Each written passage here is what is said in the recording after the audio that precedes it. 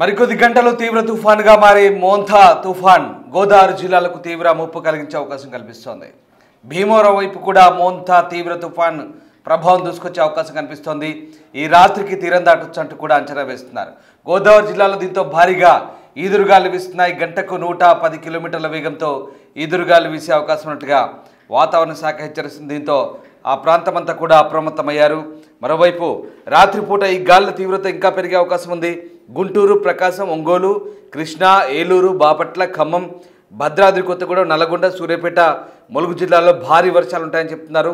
కాకినాడ, యానం దగ్గర తీరం దాటుతుందంటూ అంచనాలు కూడా ఉన్నాయి. మొదట మచిలీపట్నం, కాకినాడ దగ్గర కూడా తీరం దాటే అవకాశం ఉంది. ఈ నేపథ్యంలో కాకినాడ, మచిలీపట్నం లేదా విజయనగరం, కళింగపట్నం మధ్యలో ఇది తీరం దాటొచ్చంటున్నారు. దీని ప్రభావంతో అటు ఉభయ గోదావరి జిల్లాలకు తీవ్ర ప్రభావం చూసే అవకాశం కనిపిస్తోంది.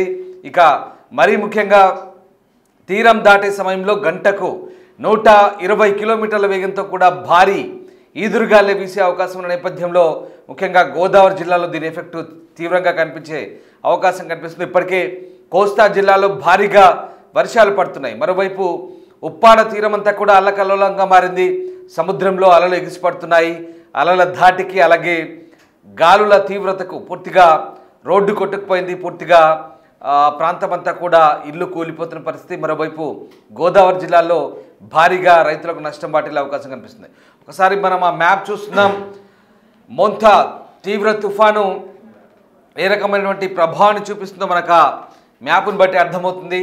ఇది పశ్చిమ మధ్య బంగాళాఖాతంలో కేంద్రీకృతమైన మోంథా తుఫాను ప్రస్తుతం కాకినాడకు అలాగే కాకినాడకు 210 కిలోమీటర్ల దూరం, అలాగే మచిలీపట్నానికి 300 కిలోమీటర్ల దూరం, దాంతోపాటు విశాఖపట్నానికి 360 కిలోమీటర్ల దూరంలో ప్రస్తుతం ఇది కేంద్రీకృతమైంది. దీని ప్రభావంతో భారీ వర్షాలు అయితే పడే అవకాశం ఉంది. తీరం దాటే సమయంలో ఇవాళ రాత్రి ఇది తీరం దాటొచ్చు. తీరం దాటే సమయంలో భారీగా వర్షాలు కురిసే ఛాన్స్ ఉంది. ఎందుకంటే తుఫాను కేంద్రం నుంచి దాదాపు 200 కిలోమీటర్ల మేర పైగా 300 కిలోమీటర్ల వరకు కూడా దీని ప్రభావం ఉండొచ్చు. ఒకసారి ఆ శాటిలైట్ మ్యాప్ చూస్తున్నాం, శాటిలైట్ ఇమేజ్ చూస్తున్నాం. శాటిలైట్ ఇమేజ్ ప్రకారం భారీగా వర్షాలు కురిసే అవకాశం ఉంది. ప్రధానంగా దీని ప్రభావం మచిలీపట్నం అలాగే కళింగపట్నం అరౌండ్ కాకినాడ మధ్యలో ఇది ఇవాళ 28వ తారీఖు నాడు సాయంత్రానికల్లా తీరం దాటే అవకాశం ఉంది. గంటకు 100 నుంచి 120 కిలోమీటర్ల వేగంతో ఈదురుగాలు వీసే అవకాశం ఉన్నట్టుగా చెప్తున్నారు. అలాగే ఒకసారి ఆ మ్యాప్ను బట్టి చూస్తే సివియర్ సైక్లోనిక్ స్టార్ మోంథా దక్షిణ మధ్య బంగాళాఖాతంలో ఉంది. ప్రస్తుతం వెస్టర్న్ సెంట్రల్ బే ఆఫ్ బెంగాల్లో ఇది కొనసాగుతుంది. అటు నుంచి కాకినాడ వైపు తీరం వైపు రావచ్చు. కాకినాడ, ఉప్పాడ లేదా కాకినాడ మచిలీపట్నం మధ్యలో వచ్చినప్పుడు కాకినాడ నుంచి భీమవరం ఈ ప్రాంతంలో కూడా ల్యాండ్ఫాల్ అవ్వచ్చు. సో మేబీ ఆ ఛాన్సెస్ కూడా ఉన్నాయి. ఒకవేళ అదే జరిగితే కనుక తీరం తాకిన తర్వాత తీరం దాటే సమయంలో సరిగ్గా భారీ వర్షాలకు ఆస్కారం ఉంటుంది. దాంతోపాటు విపరీతమైన ఈదురుగాలు వీస్తాయి. విపరీతమైన ఈదురుగాలు అంటే దాదాపు 120 కిలోమీటర్ల వేగం ఉంటుండొచ్చు. ఆ వేగానికి గోదావరి జిల్లాలో భారీగా నష్టమైతే వాటిల్లే అవకాశం ఉంది. ఎందుకంటే కొబ్బరి తోటలు కూడా బాగా ఉంటాయి. కొబ్బరి చెట్లు కూడా దీని ధాటికి ఎఫెక్ట్ అయ్యే ఛాన్స్ ఉంది. దాంతోపాటు ఇప్పటికే కొన్ని లక్షల హెక్టార్లో పంట నష్టం వాటిల్లే అవకాశం కూడా ఉంది. రైతులంతా కూడా ఇప్పటికే ఆందోళన వ్యక్తం చేస్తున్నారు. మరీ ముఖ్యంగా కృష్ణా జిల్లాలో కూడా దీని ఎఫెక్ట్ ఉంది. కృష్ణా జిల్లాలో ఇప్పటికే భారీ వర్షాలు కురుస్తున్నాయి. ముఖ్యంగా కృష్ణా జిల్లాలోని మచిలీపట్నం ప్రాంతాల్లోని చాలా మండలాల్లో దీని ప్రభావం కనిపిస్తోంది. దాదాపు 1000 ఎకరాల్లో ఇప్పటికే పంటలు దెబ్బతినే అవకాశం ఉన్న నేపథ్యంలో రైతులంతా కూడా ఆందోళన వ్యక్తం చేస్తున్నారు. తుఫాన్ తీవ్రత పెరిగితే కనుక తమను ప్రభుత్వమే ఆదుకోవాలంటూ కూడా రైతన్నులు కోరుతున్నారు.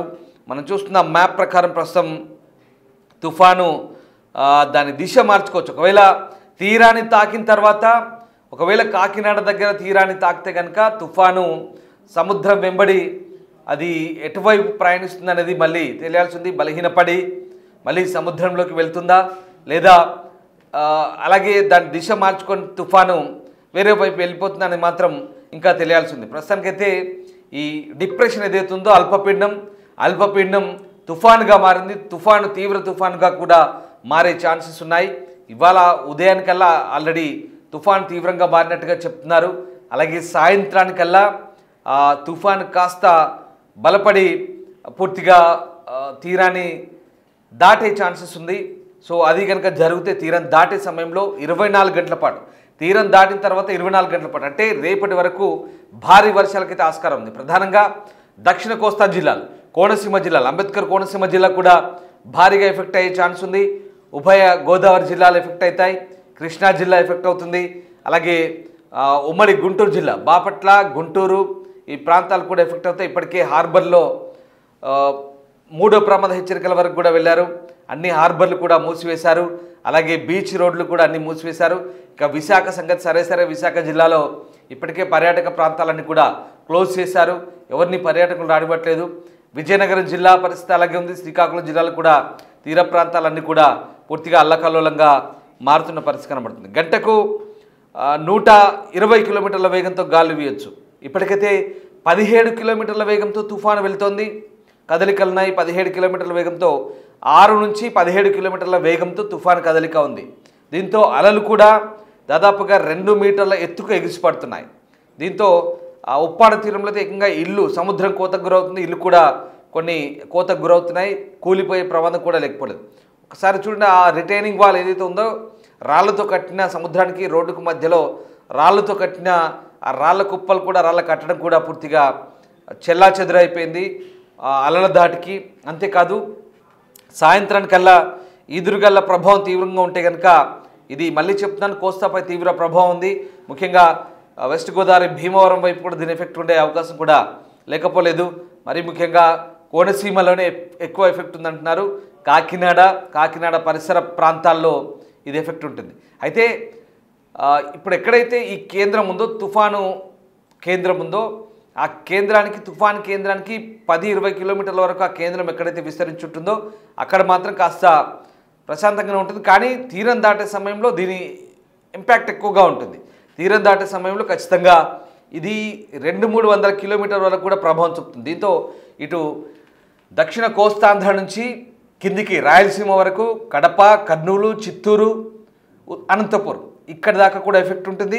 మరోవైపు పైకి ఉత్తరాంధ్ర, విజయనగరం, శ్రీకాకుళం, విశాఖపట్నం ఇది కూడా ఎఫెక్ట్ అవుతుంది.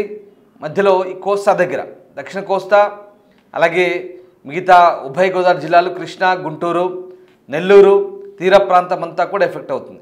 సో అటు నుంచి మళ్ళీ ఉత్తరాంధ్ర పైకి వెళ్తే కనుక గంజాం, చిన్న గంజాం, ఒడిశా, అలాగే మరికొన్ని ఒడిశాలోని కొన్ని జిల్లాలు, గోపాల్పూర్ వరకు కూడా ఒరిస్సాలో దీని ఎఫెక్ట్ ఉంటుంది. చిన్నగా పశ్చిమ బెంగాల్ దాకా కూడా దాదాపుగా ఈ చలిగాలులు, కొంత తుఫాన్ తీవ్రత, మబ్బులు పట్టి ముసురు కురిసే అవకాశం ఉంది. ఇక తెలంగాణ జిల్లాలు చూస్తే కనుక ఇప్పటికే తెలంగాణ జిల్లాల్లో వర్షాలు పడుతున్నాయి తుఫాను ప్రభావంతో.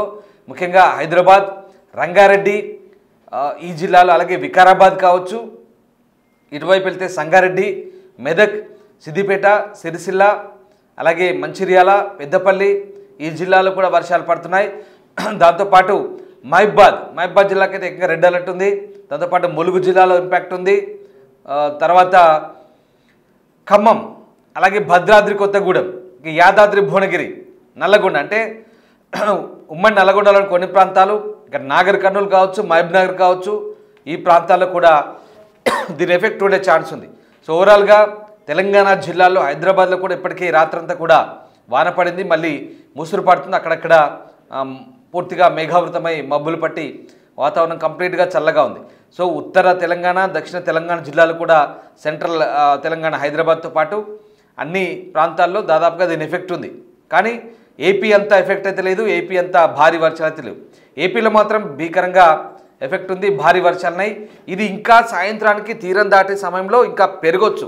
పెరిగితే కనుక ప్రచండ గాలులు ఉంటాయి, గాలివాన భీభత్సం ఉంటుంది. సో తుఫాన్ తీరం దాటే సమయంలో, దాటుతున్న తర్వాత దాటాక కూడా 24 గంటల పాటు దీని ప్రభావం చాలా తీవ్రంగా ఉంటుంది. దాంతోపాటు మరొక 2-3 రోజులు అంటే బుధ, గురు, శుక్ర ఈ 3 రోజులు కూడా దాదాపుగా ఏపీలోని 9 జిల్లాలకు రెడ్ అలర్ట్ ఉంది. ఇంకా మిగతా 14 జిల్లాలకు ఎల్లో అలర్ట్ ఉంది. మిగతా జిల్లాలకు కూడా అప్రమత్తంగా ఉండమని సూచిస్తున్నారు. ఇప్పటికే ఆ ప్రాంతాల్లో అధికార యంత్రాంగం అంతా అప్రమత్తమైంది, రెవెన్యూ సిబ్బంది అప్రమత్తమైంది, అలాగే జిల్లాల కలెక్టర్లకు ప్రత్యేక ఆదేశాలు కూడా అందాయి. ముఖ్యమంత్రి స్వయంగా ఎప్పటికప్పుడు ఈ సైక్లోన్ను మానిటరింగ్ చేయమంటున్నారు. అలాగే డిజాస్టర్ మేనేజ్మెంట్ అధికారులు మిగతా డిపార్ట్మెంట్తో కోఆర్డినేషన్ చేసుకుంటూ ఎప్పటికప్పుడు రిపోర్ట్స్ ఎవ్రీ హవర్ రిపోర్ట్ ప్రతి గంటకి రిపోర్ట్లు బహిర్గతం చేస్తూ ఎప్పటికప్పుడు ప్రజలను అప్రమత్తం చేయాలని చెప్తున్నారు. సో దీంతో కొంత నష్ట నివారణ చర్యలు చేపట్టొచ్చని ప్రభుత్వం భావిస్తోంది. గతంలో వచ్చిన తుఫాన్ల అనుభవంతో ప్రస్తావించేస్తున్నారు. ఒకసారి ఆ తుఫాను ప్రభావం ఎలా ఉంది, అక్కడ తుఫాన్ ఎట్లా ఉంది, గాలివాన బీభత్సం ఎట్లా ఉంది, అక్కడ పరిస్థితులు ఏంటో స్వయంగా ఆ వాతావరణాన్ని ఆ పరిస్థితులను ఒకసారి చూద్దాం. ఎక్కడికక్కడ రోడ్లన్నీ చెరువులను తలపించి లోతట్టు ప్రాంతాలన్నీ జలమయమైపోతూ ఉంటాయి. ఇక మొన్న చూసాము నగర వ్యాప్తంగా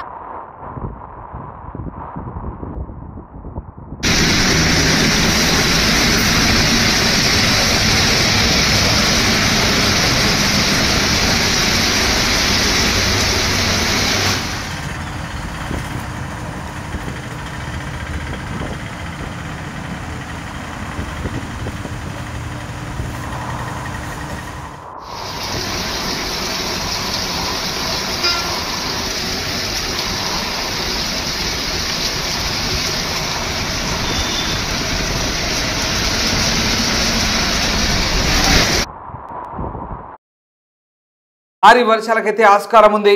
ఈ నేపథ్యంలో అధికార యంత్రాంగం అంతా కూడా అప్రమత్తమవుతుంది. ఇప్పటికే ఆయా జిల్లా కలెక్టర్లకు ముఖ్యమంత్రి స్వయంగా ఆదేశాలు ఇచ్చారు. దాంతోపాటు ఎప్పటికప్పుడు పరిస్థితిని సమీక్షించమంటున్నారు. సివిల్ సప్లైస్ డిపార్ట్మెంట్ కూడా స్టాక్ పాయింట్లో ఎక్కువగా సరుకులు పెట్టింది. అక్కడ అవసరాన్ని బట్టి సరుకులు సప్లై చేసేందుకు మరోవైపు రవాణా శాఖ అప్రమత్తమైంది. బస్సులు కూడా ప్రాంతాల్లో, ఎందుకంటే తుఫాన్ ఉన్న ప్రాంతాల్లో బస్సులు కూడా తగ్గించింది. మరోవైపు రైళ్లు కుదించారు. విమానాలు కూడా వైజాగ్ వెళ్లాల్సిన ఫ్లైట్లు రద్దయ్యాయి. చాలా వరకు ప్రజా రవాణా వ్యవస్థ పూర్తిగా నిలిపివేశారు. స్తంభించే అవకాశం కూడా లేకపోలేదు. సో మొత్తం మీద తుఫాను ఇవాళ నైట్కి ల్యాండ్ ఫాల్ అయిన తర్వాత తీరాన్ని దాటే సమయంలో దాని ప్రభావం ఏంటనేది ఊహించిన రీతిలో ఉంటుందా, అంతకు తక్కువ ఉంటుందా, ఎక్కువ ఉంటుందా, ఇలాగని చెప్పలేం. ఎందుకంటే గతంలో హుద్హుద్ తుఫాను తీవ్రత చాలా భయంగా ఉంది. హుద్హుద్ తుఫాను అనుభవం దృష్ట్యా ఇప్పుడు మరొకసారి అధికారులు గత అనుభవాల దృష్ట్యా తుఫాన్లు ఎప్పుడు ఎటువైపు గమనాన్ని మార్చుకుంటాయో, ఎటు దిశను మార్చుకుంటాయో తెలియదు. కాబట్టి అన్ని జిల్లాల్లో అందరూ అప్రమత్తంగా ఉండాలి. అవసరాన్ని బట్టి సహాయక చర్యలకు నిమగ్నం అవ్వాలనేది ప్రభుత్వ ఆదేశం. గత అనుభవాల దృష్ట్యా తుఫాన్ ఎఫెక్టు ఎట్లా ఉంటుందో ముందస్తుగా కొన్ని అంచనాలు వేయించుకొని డిఫరెంట్గా ఉంటాయి. కాబట్టి దాన్ని అధికారులు ఎప్పటికప్పుడు సమీక్షించుకుంటూ అంచనాలు తగ్గట్టుగా వెళ్ళాలి. ఇది ప్రభుత్వం చెప్తున్న తీరు. రైట్. ఇక హైదరాబాద్లో కూడా ప్రస్తుతానికైతే వర్షం రాత్రి పడింది, ఇప్పుడు కూడా మేఘావృతమైంది. సో హైదరాబాద్ వాతావరణ కేంద్రం ఏం చెప్తుంది, ఓవరాల్గా ఈ మోంథా తుఫాన్ సంబంధించి ఏపీలో ఎలా ఉండబోతుంది, తెలంగాణ ఎలా ఉండబోతుంది, హైదరాబాద్ వాతావరణ శాఖ ఐఎండీ కంప్లీట్ డీటెయిల్స్ కూడా ఇచ్చింది. ఒకసారి ఏపీ గురించి కూడా చెప్పింది ఐఎండీ హైదరాబాద్. ఏం చెప్పింది పూర్తి డీటెయిల్స్ మా కొలీగ్ అంజుమా అందిస్తారు. ఈదురుగాలుల ఎఫెక్ట్ ఎక్కువ ఉంటుంది ఇప్పుడు. ఎందుకంటే సిస్టమ్ తీరాన్ని దాటేటప్పుడు మనకి ఇంచుమించు 90 నుంచి 110 కిలోమీటర్ల వరకు ఆంధ్రప్రదేశ్లోని జిల్లాల్లో ఎక్కువ ఉంటుంది. తర్వాత ఆంధ్రప్రదేశ్ తీరాన్ని దాటి మన దగ్గరికి వచ్చేటప్పుడే కొంచెం తీవ్రత తగ్గుతుంది. కాబట్టి ముఖ్యంగా ఈ ఈశాన్య జిల్లాల్లో మనకి రేపు రాత్రి నుంచి 40 నుంచి 50 కిలోమీటర్ల వేగంతో చాలా జిల్లాల్లో ఈదురుగాలు వీచే అవకాశం ఉంది. మిగిలిన జిల్లాల్లో 30 నుంచి 40 కిలోమీటర్ల వేగంతో ఈదురుగాలు గీచే అవకాశం ఉంది. తర్వాత రోజు సిస్టమ్ ఇంకా నార్త్ వార్డ్గా మూవ్ అయ్యాక మనకి ఈదురుగాలుల వేగం అనేది 30 నుంచి 40 కిలోమీటర్ల వేగం వరకు కొనసాగే అవకాశం ఉంది. ఎక్కడికక్కడ